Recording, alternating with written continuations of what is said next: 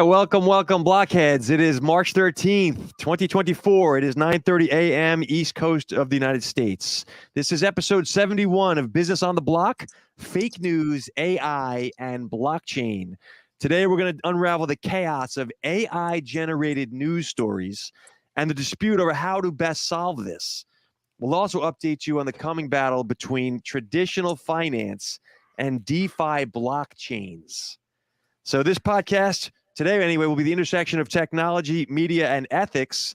And this is about the battle for central control and individual freedom as it goes digital. Business on the Block comes to you weekly. It is the three of us. I'm joined by my co-host, Michelle Peterson-Clark. Hi, everyone. And Mike Neubauer. Hello.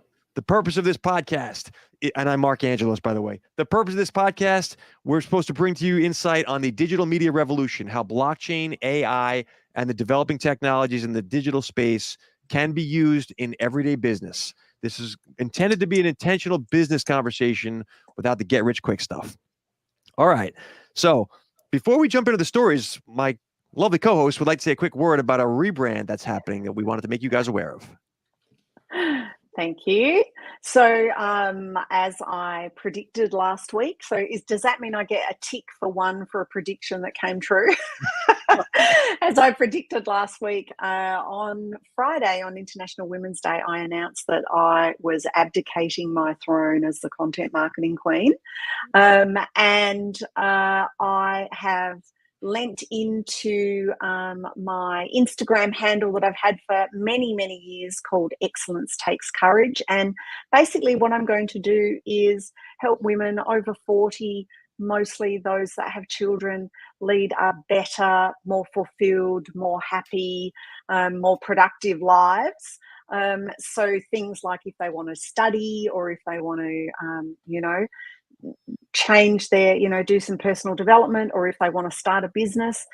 So we'll still be doing marketing. So we can still say that I'm doing marketing for this section of the thing, but I'll just be the former content marketing queen instead of the current content marketing queen. And if you go to excellencetakescourage.com, I have started a Substack weekly newsletter.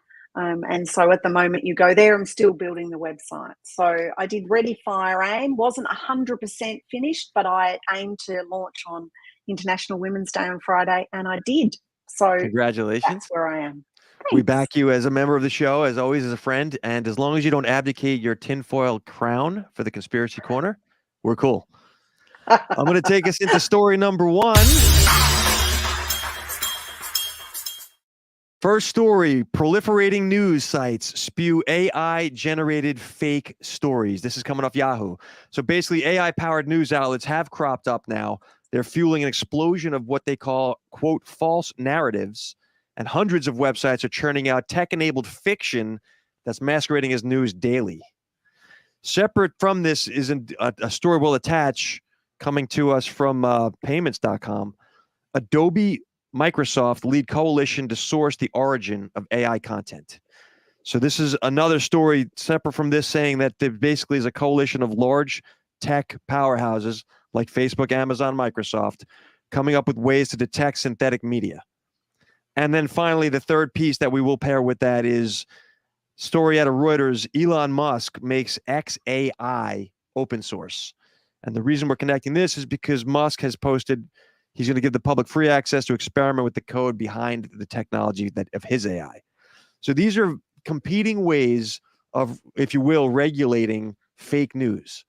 You can either try to have centralization where they tell you what's good or not, or you can have Musk's goal of let it go run, crazy and see what happens. Anyway, we're going to get some comment out of this. Michelle, if you don't mind, I'd like to start with you.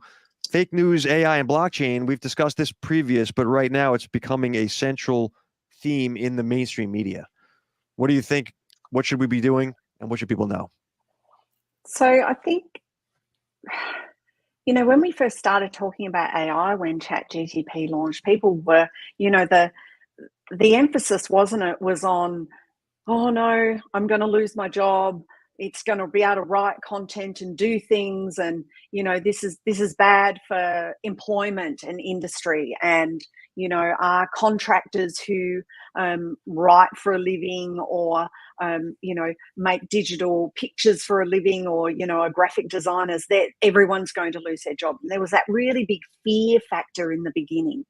Now we're getting to the point where, while some of that has happened, people have started to realize that, like, you can tell the content now that's written by a non-human. So even though that's still happening, obviously, as part of this story shows, people are not as fearful anymore, but they're fearful about something else now. And what they're fearful about now is, am I reading something that's actually true? And that is getting harder and harder and harder to work out and to know.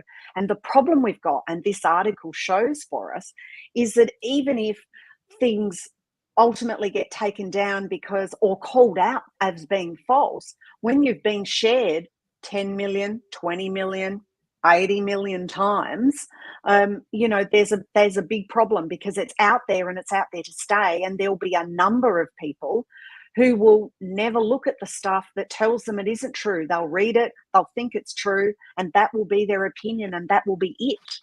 And I think that's the problem we're up against right now.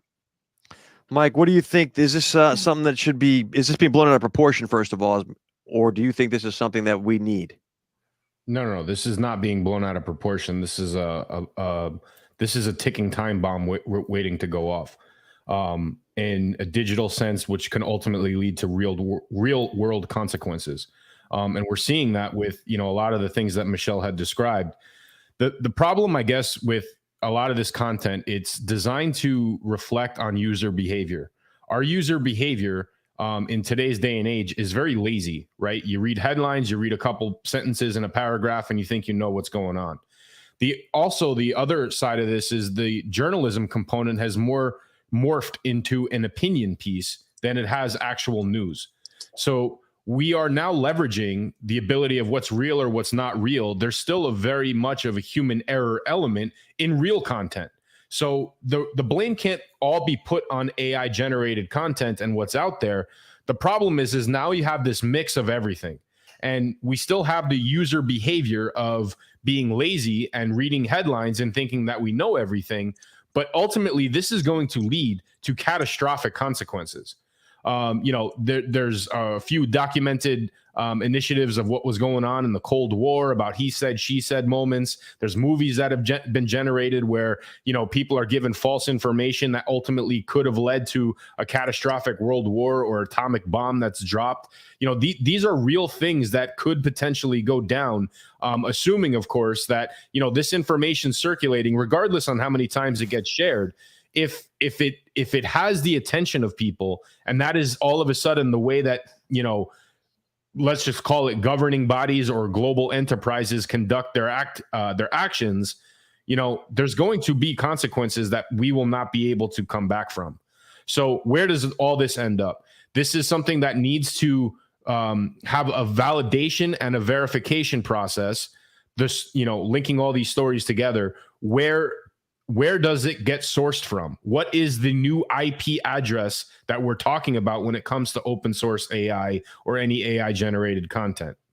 So the two theories, though, Mike, I'm going to take issue with one of your topics there. People are lazy, and I agree with you that it's headline reading only. But I also think that the younger generation is less susceptible to that than we give them credit for. Meaning the folks that used to trust, your parents would trust, Dan Rather and Walter Cronkite to tell them, or your grandparents. These kids today, they're not believing any of what Joe Rogan's up to talking about aliens, and they laugh because they know. So, but I will say this though, what do we want to do about this? Is the answer that we should be collating into one centralized place what is the truth and what isn't, right? AI has to be vetted. Or is it let everyone do their own AI thing, like Elon's proposing? You can just have the open source version of this and make your own truth. Like the truth will come out over time, if you will. Well, okay. So what you just said, and you corrected yourself, make your own truth. The reality is there should be one truth. But here's the thing. If my own truth is, racism is good, and your own truth is racism is bad, then over time that plays out. Like reality emerges. That's an opinion. That's not truth. I agree. When I was growing up, my dad used to say, "There's your version of the truth and my version of the truth, and the actual truth somewhere in the middle." That's what I'm getting at.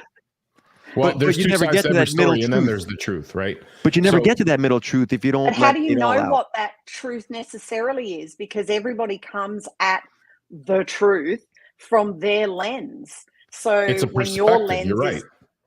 Yes. But do I want Mark Zuckerberg telling me what the truth is? Again, it's a matter of where you're able to source out that type of information. I think, look, regardless on Walter Cronkite or what it was like, quote unquote, back in the day, there was still a perception on what really went down. Now, you might have preconceived perceptions before reading an article, or you might be, leaning one way or another, depending on what your knowledge or interest is on that particular topic anyway. But again, these kids might realize that, or at least the younger generations might realize that what they see at 6 o'clock on the television is mostly bias or prepared content to fuel something. They're still not reading articles all the way through. And that's why you see people who actually do and call out some of these BS articles. The nuts and bolts of the actual truth is buried 75 paragraphs within the article.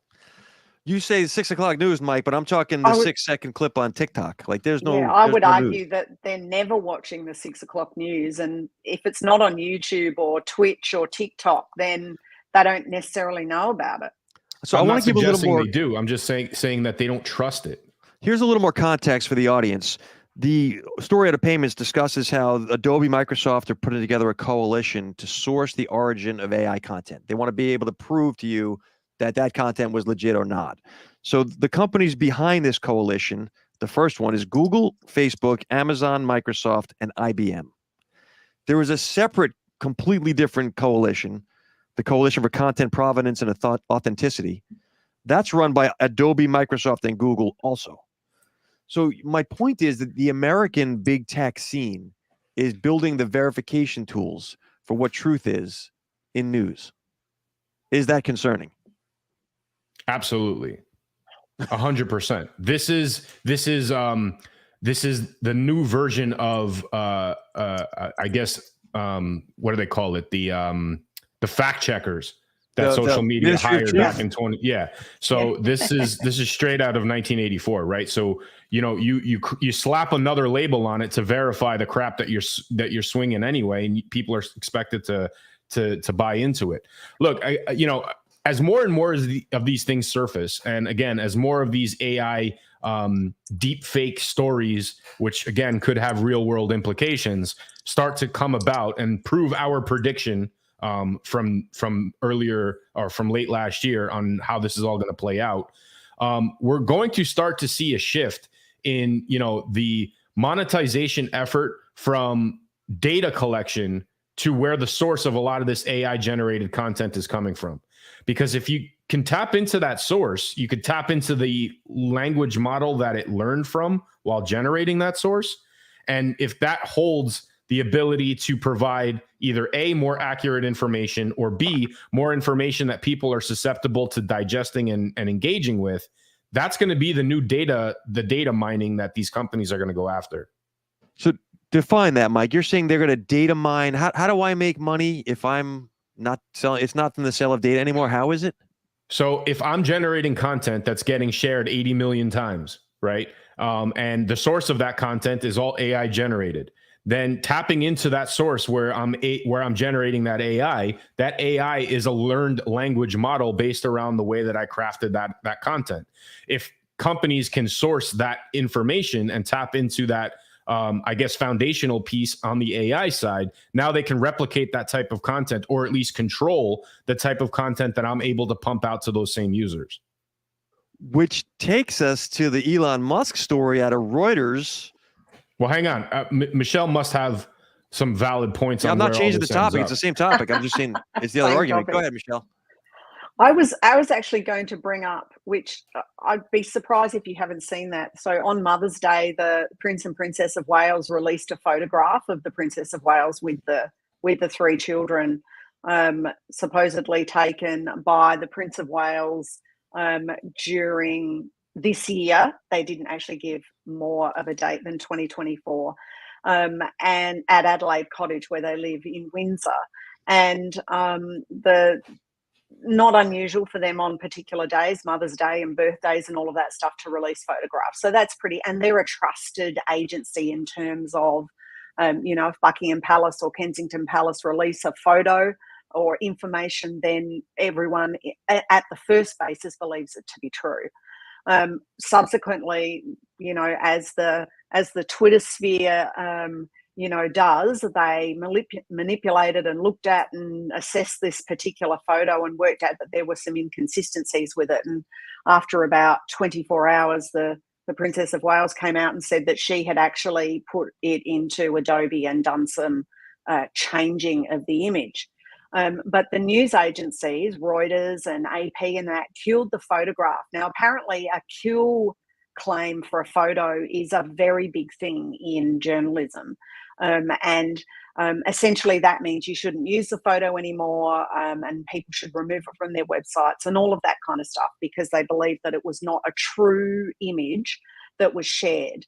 Now, I kind of look at that with the second story and the first story a little bit, but it's an interesting correlation, I think, to actual images wholly created by AI. Now, she didn't actually necessarily create the photo by AI, but it looks like there was a bit of manipulation of maybe a couple of photographs being merged together and all of that kind of stuff.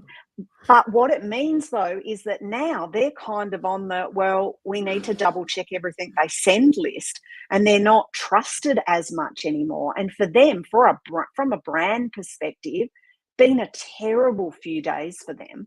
And there's been all this speculation about how she is after her operation and all of that kind of stuff.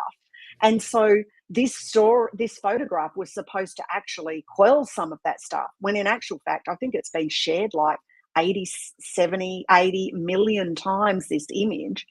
And now it's had this, black mark, I guess you could say, put against it, because it had been manipulated during using software like AI content is. And if you look at the picture that we're seeing here, of the top lead of this story, is basically you could put anybody's face in that, couldn't you? And so what does that mean, particularly for you guys, leading up into the, to the US election coming? And we've seen it before, haven't we? There's those photographs the other week of President Trump with, black people or Asian people, or, like that sort of stuff is going to happen. And, we've mentioned many times, and Mike is a big proponent of it, that, we need some kind of blockchain token symbol or some kind of stamp that can authenticate a photograph. And so it's just going to create so many more problems than we had before. We had all these little, tools everywhere. You touched on the magic piece there, Michelle. It's the U.S. presidential election that's driving this. I personally, we're not a conspiracy corner yet, so leave your hats. But I do think there's an element of, you can't control the truth of the news, so you can, and then what you do is you undermine it. Like, people don't trust the news, but that's a fact. We know that. But the folks who make the news are pointing the finger that, hey, you can't always trust the news, because lately the news in America is not always what the mainstream media wants it to be. So I'm not saying, but they spin it to the way they want it to be. So, like, manipulating images and things like that, this is well before AI is in the picture. This is just another means, to your point, for sure, on getting that component. Like, you take a picture of, you mentioned Rogan earlier, you take a picture of this guy, you slap a filter on it to make it look like he's death warmed over, and then you blast that out and saying he has COVID. You take a picture in December or whatever it was, or August in Oklahoma, for people standing online and claiming that they're in line for gunshot wounds, but they're all wearing, winter coats and scarves in August in Oklahoma. Like, the whole thing is just predicated on a narrative that they want to push, right? So, but to your point, yes, all of this is going to come around predicated around the election. And frankly, it's an unnecessary driving force that I feel is just another means to a power grab in this new mining of data on what we're going to source out as this AI content. But you've always had this debate about what is truth. Like, what is the Wuhan lab leaks? 9/11 was an inside job. They're all conspiracies, but then some of them become true and some of them don't. My point is, the news organizations used to be able to tell you truth, and they can't anymore. They didn't. Oh yeah. Oh yeah, they did. No, they didn't. They told you a story. Okay, you had the opportunity to believe whether that story was accurate or not, but most people still didn't. You know, the landing on the moon was the largest watched live event in history, right? Or at least up until that time. Who knows? Maybe Kim Kardashian took over. But the point is that how many people were skeptical that even existed or that really happened? That wasn't necessary. I mean, it's true. We know that it really, but a lot of people didn't believe it. But Mike, the mainstream media always would try to set the record straight. In that case, the Americans did land on the moon. In the case of did Donald Trump create a criminal act in fomenting rebellion? That's a debate. And my point is there's a truth and then there's the news. Again, it's really migrated to more of an opinion piece than actually providing facts. And you can just look at the way that headlines are pronounced. One of the funniest things that you can do is just go into a newsstand or go into a store and just look at the same headline from two different perspectives, right? You know, if you cut through the fog of what this author is trying to make you believe based around reading his side of the story and get to the actual nuts and bolts, there are similarities, and that similarity is the truth. But again, I revert back to my previous comment. We're too damn lazy to read all of these verified processes and articles and information that's out there in order to cut through that fog. That was always the case, though, Mike. Even when there was the 6 o'clock news back when your parents' generation, nobody went and verified what they were told online. Of course not, because it didn't exist. But the headline stuff and all that sort of thing now is just like above the fold in the old newspapers when they were broadsheets. You know, like if you wanted to have people have a particular opinion about things, and you have the big bold headline above the fold, and then the picture and the story starts. Most people never flipped it so that they read the rest of the story, but they looked at the headline that said moon landing a fake, for example, going on what we spoke about before, and they go, oh, I told you, I knew it. And because it kind, that sort of thing also reinforces your inherent biases that you have. So, when I look at things on, whether it be Twitter or Facebook or whatever, when I look at those things, I read headlines and I think, oh, yeah, knew it, scroll on. But without even reading the thing. But that's because it's an internal bias that I have already, and the algorithm's feeding me and feeding that bias by giving me headlines of stuff. So here's where I see it going. I'm going to make the prediction that, say, in 4 years' time, there will not be a single piece of content posted that isn't previously first listed on a blockchain somewhere so that it can be verified later. Meaning, if you can say whatever you want about Marc Angeles and Invictus, but if it's all completely on chain, I don't really care. Meaning, you're not going to be able to put out a false narrative. Well, so, you still can, but you can authenticate where it comes from. The concept of the problem with that is, like, I agree with you. I think that's how it will be, and I think that that's what happened. But the 90-year-old watching something or reading something isn't going to be going, oh, I'm going to be checking the blockchain to make sure that that's real or not. You will if it's about whether or not there was a revolution at your Congress. Maybe. What if when the Trade Center comes down and people say it was bombed and other people say it was airplanes, there's a place to go to check that. Sure. The Wuhan lab leak right now, I'm just picking crazy conspiracies, but like, it's not conspiracy if it keeps coming true. But I'm just trying, I don't want to debate the issue. I'm saying, like, Gulf of Tonkin, Vietnam, was the American ship attacked or not? These are types of things that when it's on chain, it's not debatable. Okay, but you give this power of truth to something that just claims it's on chain. All the chain does is validate where the source of information comes from. It could still come from the same bullshit sources. Yeah, but so what if I validate something on chain and it's not true? Correct. True, but I can at least assess the source then. Right it's now, no Mike, different from now. You're assessing the source by watching that same article on CNN versus on Fox. Recently, Donald Trump put out an ad campaign about the White House as a as an old age retirement home, it was a shot at Joe Biden's age.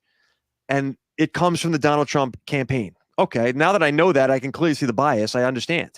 That not being able to see the bias is an issue right now. But somebody could have created that content that wasn't part of the campaign. It still would have had the same effect. But I want to know if it's coming from, Joe Rogan, that the aliens use the pyramids for recharging, or if it's actually from the science organization that would know these things. I get that, but the point I'm trying to make is that the blockchain itself is just a point of validation. It does not prove it true one way or another. Agreed, but it gives me the ability to see where it's coming from. But 90%, okay, maybe 70%, if I'm generous, 70% of people really don't care enough to work that out. Because when you've got your phone and you're scrolling through and you see a headline, you go, oh, yeah, I knew it, and you keep going. You're not going, I'm going to check if that's true or not.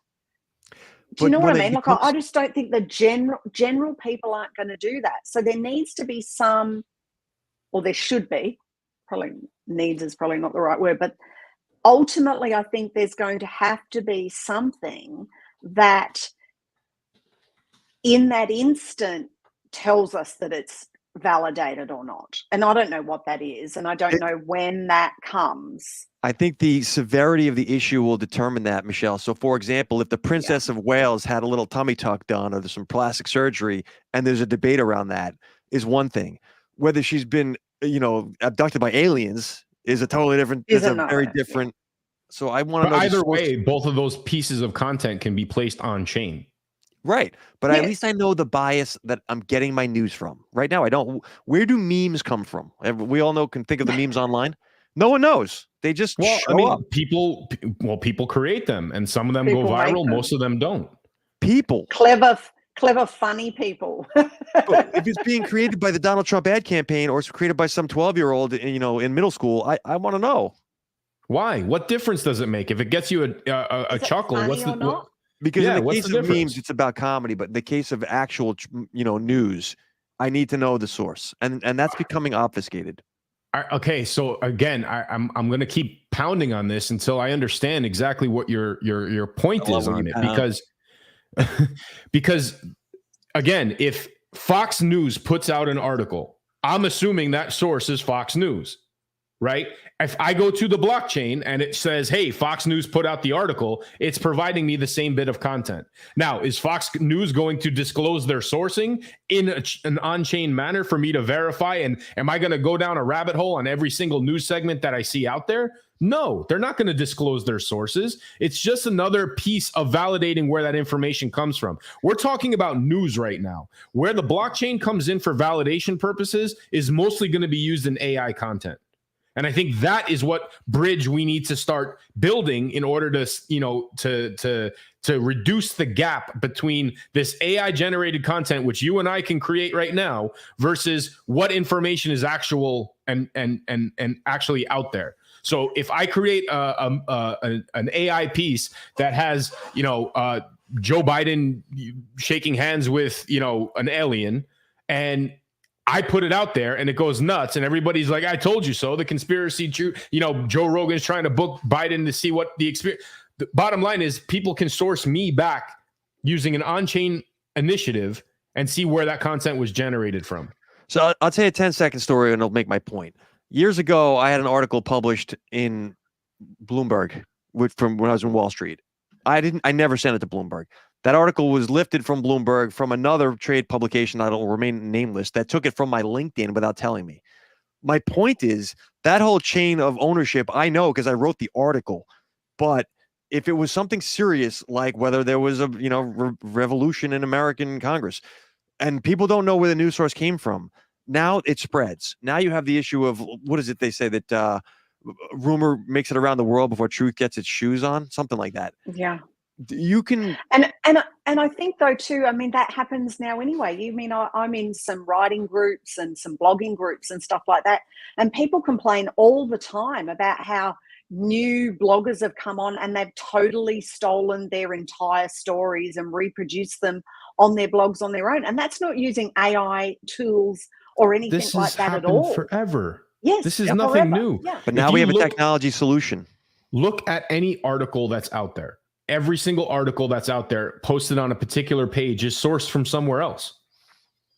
All right. Part of that, though, this is Musk's solution, that XAI open sources the Grok code, and his goal is, quote, to create a maximum truth-seeking AI. So the AI itself now, instead of blockchain verification, which we're talking about at the moment, the AI itself will then come up with what it believes is the truth. What are your thoughts on that? Look, we had this last discussion last week, didn't we, about the oxymoron of Elon being the teller of truth and the upholder of moral standards in the world. Haven't the EU currently threatened him that if he doesn't clean up the misinformation on X, Twitter, by, is it the end of the quarter or the end of the month? And, Twitter might be banned from the whole of the EU, so 27 different countries. Look, I think it's great that it's open source. That'll be good. But as to Elon being the flag bearer for this movement, for all of his faults or any business person's faults, I'd rather have that than the government.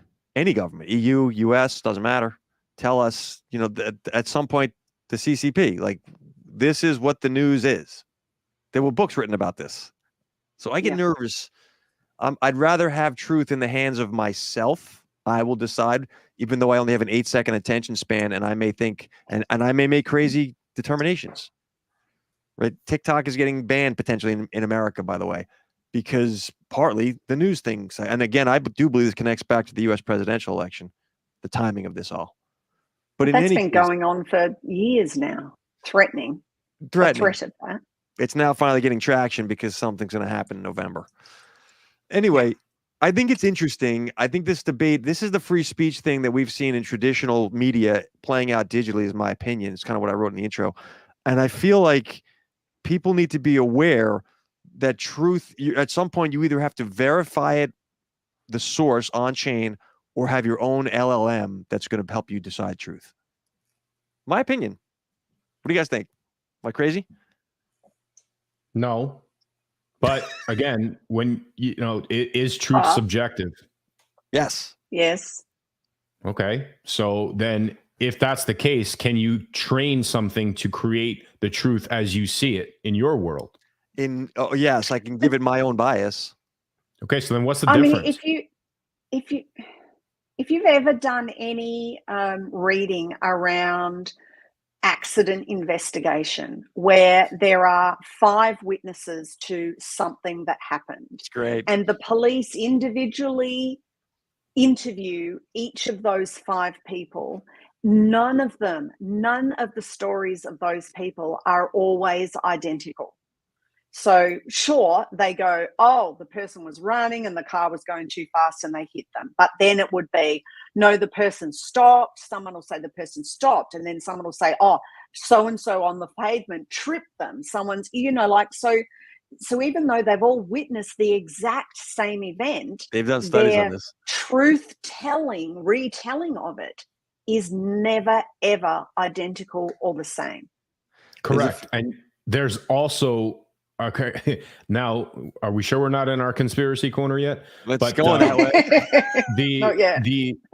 The ability to manipulate actual content that people can see with their own 2 eyes is also subjected to invalid truth as well. So that same example that you provided, if there's a video that's edited and it shows this person tripping somebody, or he tripped over a fire hydrant, maybe somebody was in the way of the fire hydrant, and from that guy's perspective, it looked like he tripped over that. Like, there's a million different ways to not only manipulate the storytelling component of it, which humans have been doing and lying about since the beginning of time, but now we have the ability to craft the visual context of it. And again, when you don't have the time or interest to look deeper down the surface level title or image of what you see, that's the perception of what you have on that event.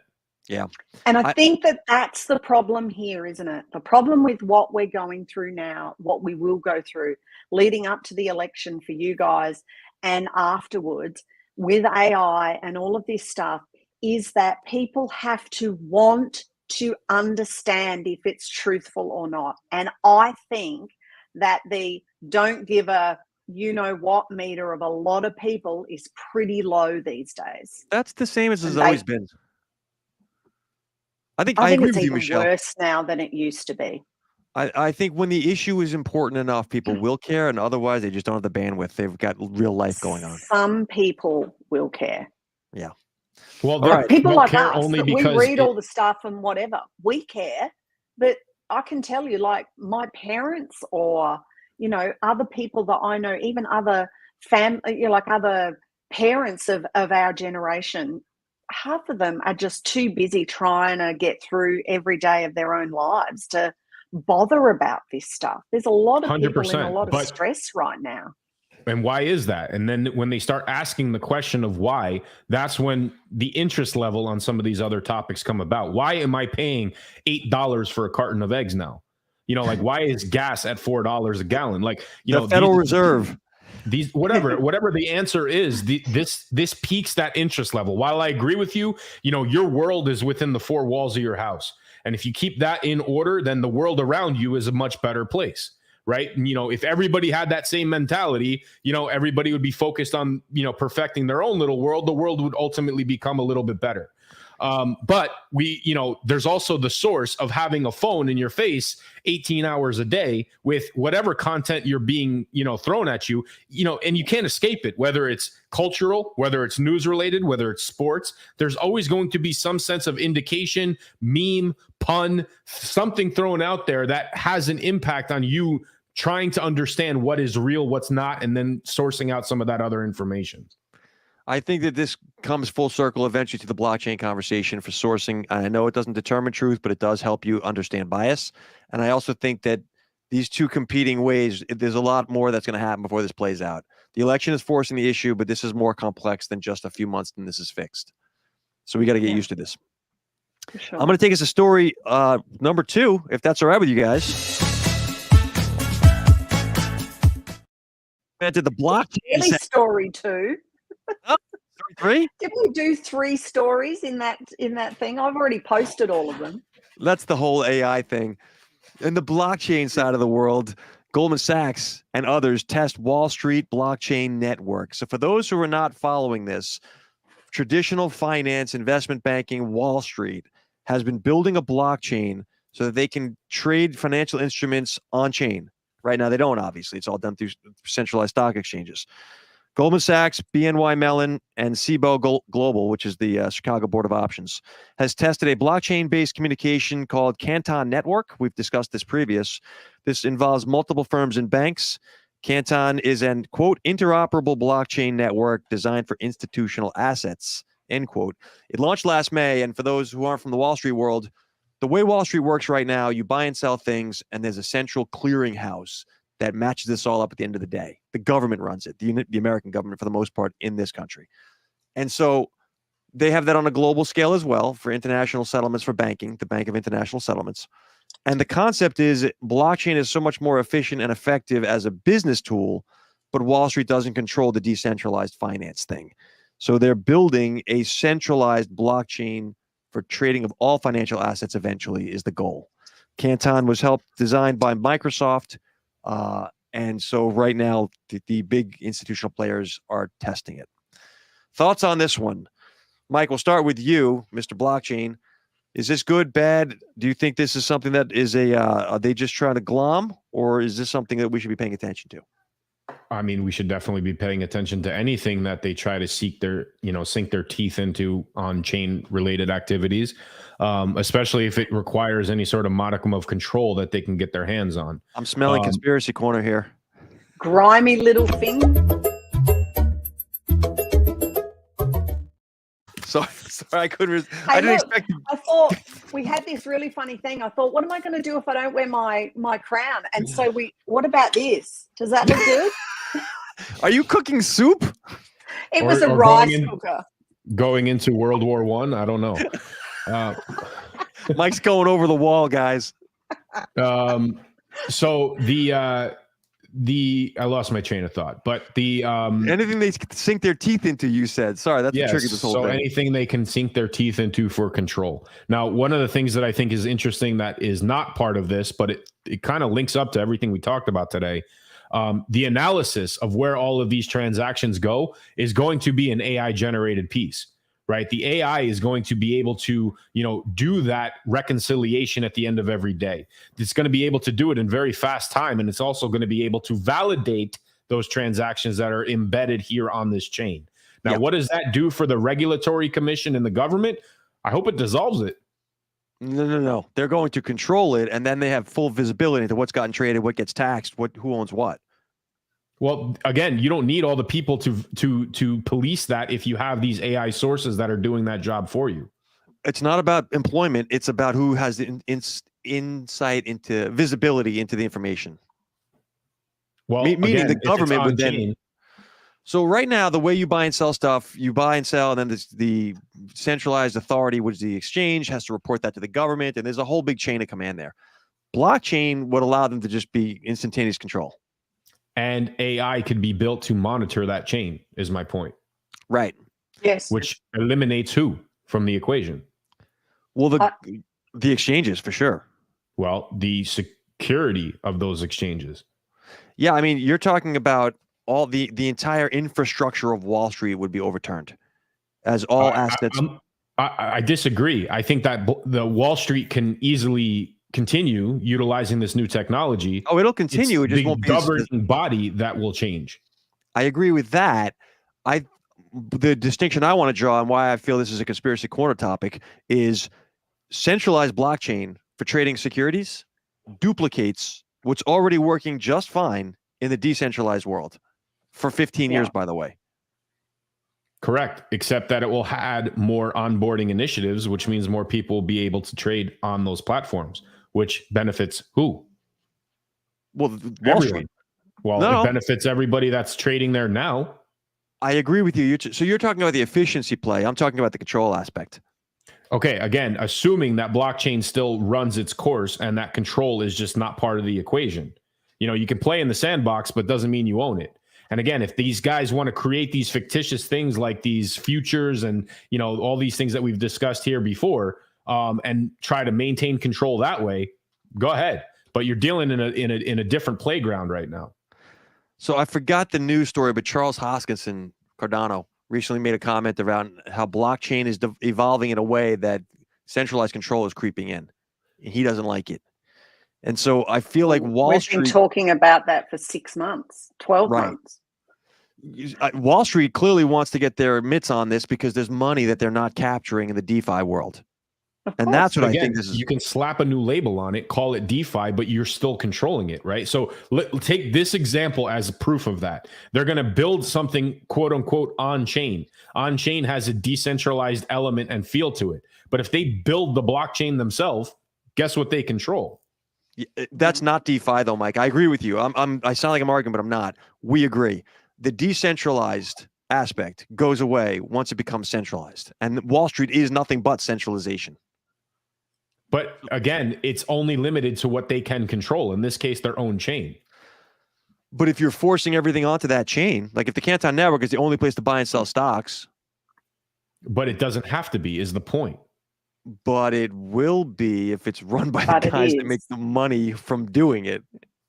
I'm saying that the technology is available, so that doesn't have to be. Yeah, I agree. So I did some digging into the digital asset people who are helping them running the blockchain. They have got a very large number of very big names that are working with them. So it's not just the 2 or 3 different ones that they talk about in this story. There are many of the banks. There's the Deloittes of this world. There's the Deutsche Börse Group. There's Morgans. It's international. ABN AMRO. Yeah, it's everything. But then it goes to things like Samsung or other sort of Citibank. Those sorts of businesses as well. So that group, NASDAQ, Versana, so that this particular company are working or have pulled in a large number of what you would say in the traditional sort of world as trusted institutions, wouldn't you? You put your money into them and they kind of look out or look after it.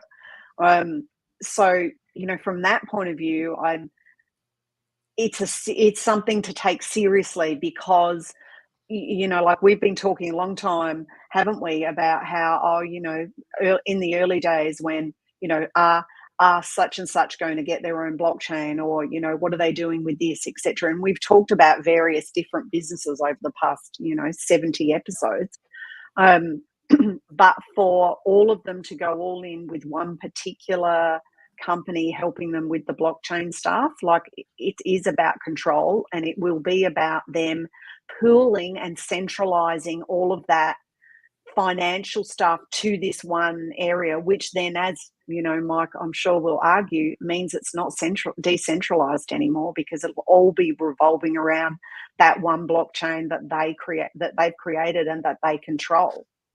Which is the George Orwell 1984 doublespeak of crypto is no longer what it was. It's still crypto, but it's not. They call it DeFi, but it's decentralized finance inherently means it's got none of the banks involved. That was the purpose of the whole thing. And it still could be that way. Again, they're not controlling the technology. They're just building another piece of it and claiming it's the only one. Yeah. Right. So what you would have ultimately is all assets on chain, on the Canton chain happening that's been under the centralized control. Bitcoin obviously would still be doing its thing because it's got no one runs it. And then that's basically two competing systems that would just play out over time. But again, anybody can build another one, right? It's just a matter of the traction. I mean, why can't the Bitcoin model be replicated? Because the scale of it that's already been achieved over 15 years would be very difficult to recreate again, unless you had all the major players working together, which is what this Canton thing has done. Okay, so, and it's very possible, especially if there's a lot of money flowing into it. But if there's no marketplace because a marketplace already exists, they're just building something that they can play with themselves. Yeah, the factor that we're not bringing into this, and we've raised it many times in this program, previous listeners will know, is the onboarding difficulty for DeFi, right? You need a wallet, you need to figure out seed phrase, all that stuff goes away when it's centralized. Canton makes it back to the banking system of just remember your password, 1, 2, 3, exclamation point, you're in. So that's the onboarding factor will drive growth of the Canton network.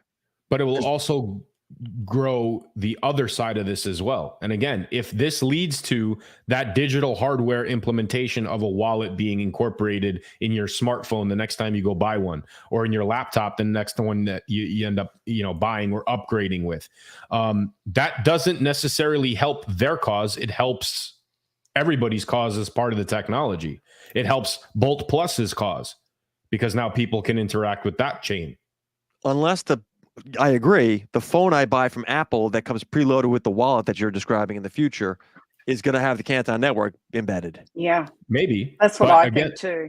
It's very possible. And again, as long as that is that onboarding, like most phones in Africa come with Facebook embedded already, right? I mean, it's the exact same concept. Now, just because they have that technology, are they prohibited from going to Twitter or another competing?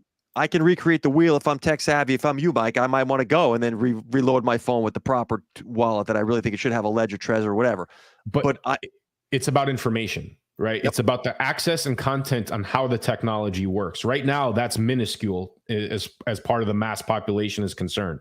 If this is an effort to help educate and bring people into the actual space, now you're talking about an opportunity that opens up for businesses. We talk about businesses and applications on different blockchains that are available. Now, if everybody has access to a wallet, now it opens the door for you to do other things that are off of that Canton network. And people will have the ability to do it because they have access to it. So for those who don't trade crypto, and this is not a crypto show, they may not be aware that oftentimes if you want to go to a centralized exchange like Coinbase, they can limit whether or not you purchase that crypto based on your regional location. So if you're in New York City or you're outside of New York City, it matters. They will or won't let you buy the crypto. Well, that's why Binance got into trouble, wasn't it? because they weren't enforcing that. And Yes. so the point is that becomes a very easy switch to flip once it's all on the same network. Everything is all there. That's but the again, concern. if you understand the technology, and we're separating ourselves from the control from the technology, because controlling the technology, there's no bridge there, right? You can't do that. And I think that, the more the technology gets out there, the more people will understand that. Right. So, I mean, I was at my, my friend's kid's first birthday party this past weekend, and people were talking about, block talk. Every time I talk about something that's important, I get cut out. Somebody is clearly watching me. The giant wall switch, they just pull. Conspiracy. Quick, where's that conspiracy corner button? Shut them down. No, I mean, I was at a party this weekend, and, I was talking to a few people that, didn't really understand blockchain, but they heard enough about it so that they can hold a conversation. And when you break it down, they really didn't truly understand how the system works and how the decentralized element is operational. Right? They think of it as just another software that's uploaded into their phone. And to an extent, they're right. But when you break it down in the technological factor, I don't care if you have all the power of Wall Street and all the hedge funds in the world. You're not controlling the technology side of this. They don't understand the concept of nodes and independent verification. Well, they can't control that element of it. Yeah. You can try to build your own chain, and by all means, I encourage that, right? Build your own sandbox, have unique use cases for that particular chain. This is something that, was mentioned on this show, I think episode 2. Different chains are going to serve different purposes. Yep. And if this Canton network serves a specific purpose, great. But more importantly, if it onboards people into the technological aspect of this, and it opens the door for them to enter different highways, then all the better, because now you're talking about mass adoption of the technology itself. I think the Canton network's purpose is to undermine DeFi. Well, Spanner's put in the Bolt chat, interesting thought that if there's only one blockchain, is it still decentralized? Nope. and he thinks it sounds like something like Confucius GPT might answer. Spanner's put his finger on it. Spanner, as always, you're spot on. It is their version of centralizing what's gone on underneath their nose, and they weren't able to get any money from that. All the trading that's gone on for 15 years. That's right. And they're not doing it out of their good grace. They're doing it because they want the money. They're not happy with how much money they haven't made over the past 5 years. That's it. So we are in conspiracy corner. So I'm just going to throw this out there. If AI is, this new trend on where things are going, and Wall Street is, let's call it a thing in the past of the way that, organizations need to maintain control, why is it taking so long for OpenAI or any sort of AI generated piece to generate their own blockchain?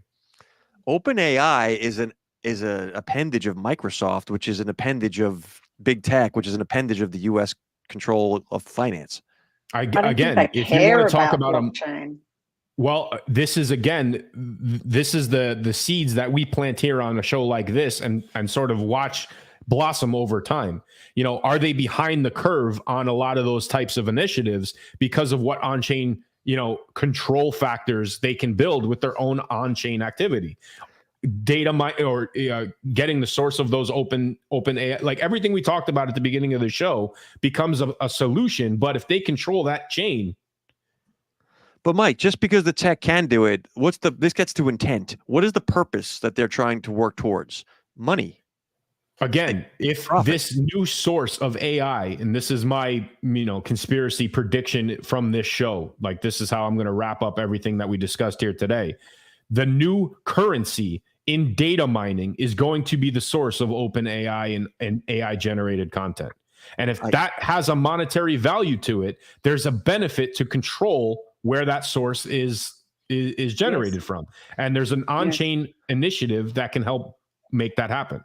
I believe it was the British band The Who coined the term, Pete Townsend, meet the new boss, same as the old boss. All right, I'm going to wrap up a quick summary here. Fake news, AI, and blockchain. We discussed this today. 3 stories that we tied together. Proliferating news sites spewing AI-generated fake stories. On the one side of that debate, big firms like Microsoft, Adobe are coming up with ways to verify the content's authenticity. On the other side of that, Elon Musk wants to make an open source AI that just helps you find your own truth. Secondarily from that, Goldman Sachs and others are testing a Wall Street blockchain network that we seem to believe here in Conspiracy Corner is designed to undercut and revert what's happened in the decentralized finance world. That is our recap on the stories today. Quick final thoughts before we wrap us out, Michelle? Watch this space. How many episodes of talking about AI are we up to? My 40 is in the bag, I'm telling you. I mean, we're not cherry picking these articles and these stories because we want that tick, right? No. Like these are things that are actually happening and in the news cycle. So, you know, we're very accurate with the way that these predictions are playing out. And again, it's not difficult to understand that when we play in this all day, every day. And that's really a testament of the work that we put into preparing for the show, but, you know, more importantly, applying this in our real world careers. So my recap on all this is wishing you both a belated happy birthday from last week. And, you know, hope you guys had a good one. And, you know, I'll end on that. That's great. Yeah, we're here every Wednesday, 9:30 a.m. Eastern time. We discuss the business side of blockchain and how it's changing the world. This is your weekly insight into the digital media revolution. You can find Business on the Block on YouTube and on Twitter, which is nice. So I want to thank everyone for joining us. We'll be back next week. Feel free to drop any comments in the socials. One more comment. I'm going to ask your mom to, or, you know, your hospital that you were born at, to put your birth certificate on chain so I can verify it. Right. Obama's got that taken care of already. It could have been fake information. Last week on Wednesday, it was Marc's birthday and he never let anybody know. So we really should have played like a happy birthday thing or something. You know, happy birthday for last Wednesday. After age 21, the next big bus stop is what, like 65, and then you get what, death? Pretty much. I'm not counting my age anymore. I've decided. I was a bit shocked by this birthday, so I'm like, oh God. Well, in this country, you could still become president. Oh, I'm young when it comes to being president. All right, everybody. Thank you for listening. We'll see you guys next week. Peace. Bye. Oh, wait, actually, Michelle, you'll be proud of me. I'm remembering our outro.